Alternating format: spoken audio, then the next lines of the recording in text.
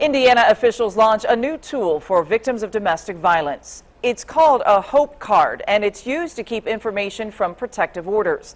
Indiana Attorney General Greg Zeller was in Terre Haute today speaking about these cards.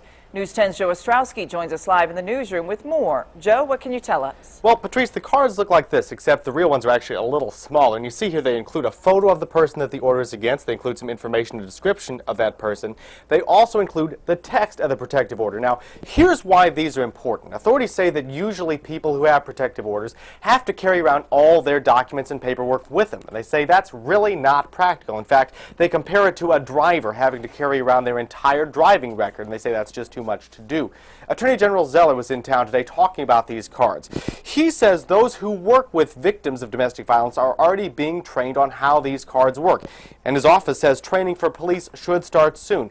In all, authorities believe as many as 10,000 people in Indiana could qualify for these cards. And Attorney General Zeller says that will also help police.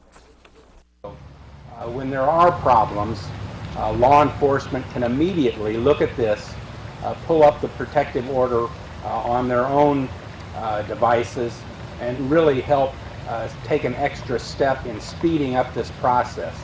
Now, while these cards are new, so is the way they're being paid for.